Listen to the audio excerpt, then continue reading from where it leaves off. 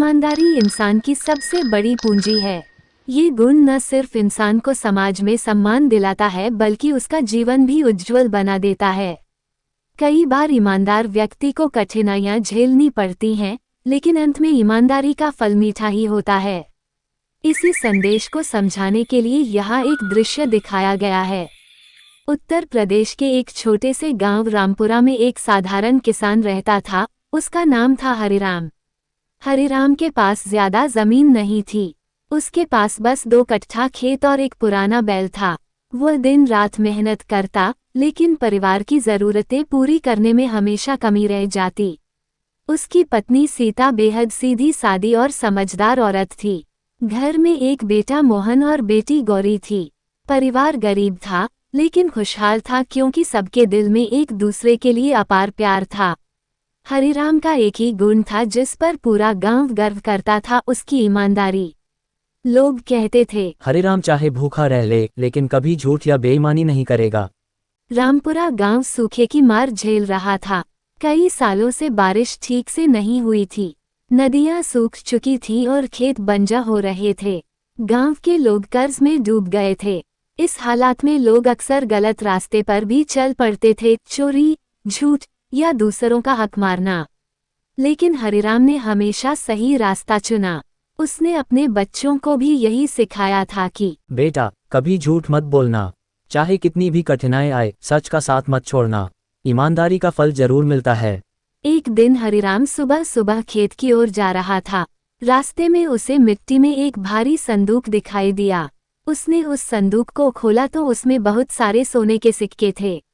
उसका दिल धड़क उठा। इतने पैसे उसने जिंदगी में कभी एक साथ नहीं देखे थे। एक पल को उसके मन में ख्याल आया कि अगर मैं ये पैसे रख लूं तो मेरा परिवार सुखी हो जाएगा, कर्ज उतर जाएगा, बच्चों की पढ़ाई हो जाएगी। लेकिन अगले ही पल उसकी आत्मा ने कहा, हरिराम, ये तेरे नहीं हैं। अगर तूने इन्हें रख लिया तो तू बेईमान कहलाएगा।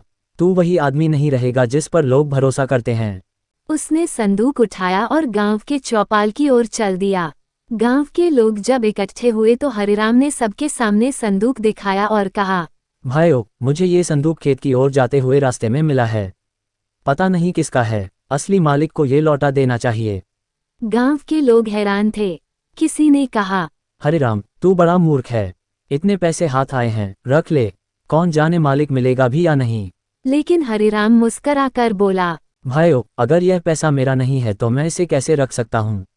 ये पाप होगा। कुछ ही देर में गांव में खबर फैली कि किसी जमींदार का नौकर रास्ते में संदूक गिरा बैठा था।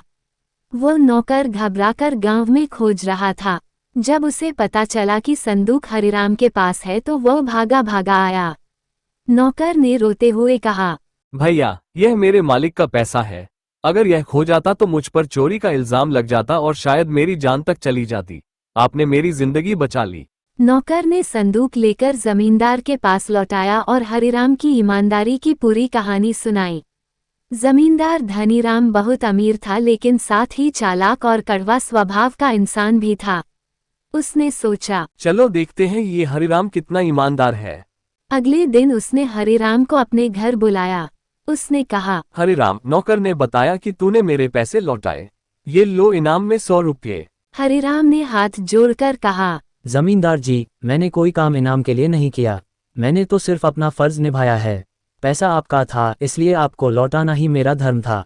जमींदार को उसकी बात सुनकर बड़ा अचरज हुआ। उसने सोचा, सचमुच यह आदमी अलग किस्म का है। लेकिन हरिराम की जिंदगी आसान नहीं थी। बारिश फिर नहीं हुई और उसकी फसल पूरी तरह बर्बाद हो गई।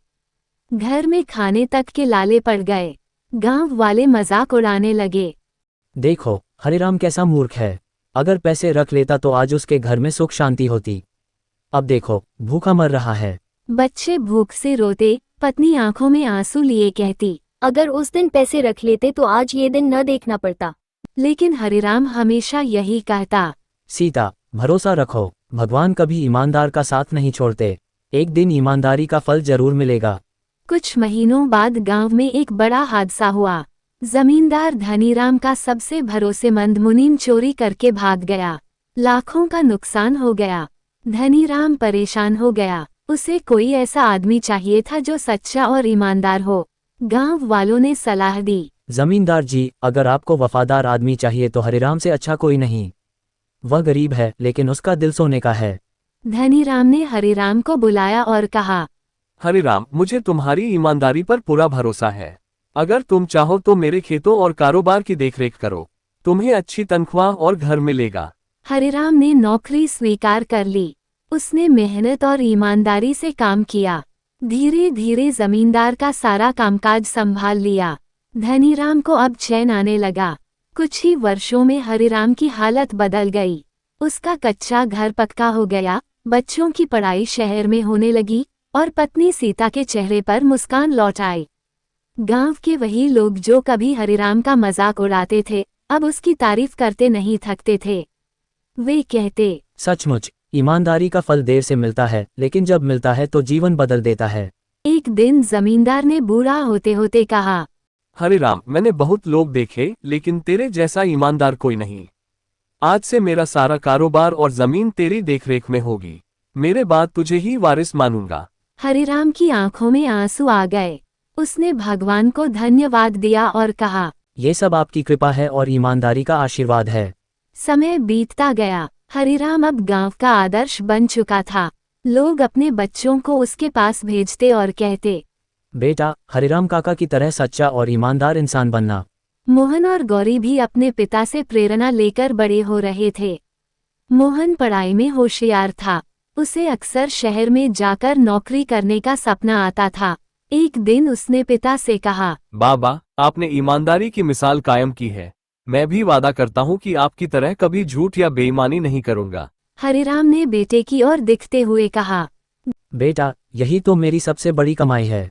अगर तूने ईमानदारी का रास्ता चुना तो तेरा भविष्य सुनहरा होगा। धीरे धीरे गांव का माहौल भी बदलने लगा। जहां पहले लोग लालच में पड़कर एक दूसरे को धोखा देते थे, वहीं अब हरिराम की मिसाल देकर एक दूसरे की मदद करने लगे। खेतों में लोग साझेदारी से काम करने लगे। गांव की चौपाल पर झगड़ों की जगह अब समाधान की बातें होने लगीं। हरिराम जमींदार भी अब पहले जैसा कठोर नहीं रहा। हरिराम के साथ रहते रहते उसका दिल भी बदल गया। वह अब गरीबों की मदद करने लगा और गांव में कुआं खुदवाया ताकि पानी की समस्या दूर हो सके। गांव वालों ने देखा कि एक आदमी की ईमानदारी पूरे समाज को बदल सकती है। हरिराम की कहानी आज भी रामपुरा गांव में सुनाई जाती है। बच्चे बूढ़े सब कहते हैं, अगर तुम जीवन में सफल होना चाहते हो तो मेहनत करो, सच्चाई और ईमानदारी का साथ कभी मत छोड़ो। देखो, हरिराम ने गरीबी सह ली लेकिन झूठ और चोरी का रास्ता नहीं चुना, और अंत में भगवान ने उसके जीवन को बदल दिया।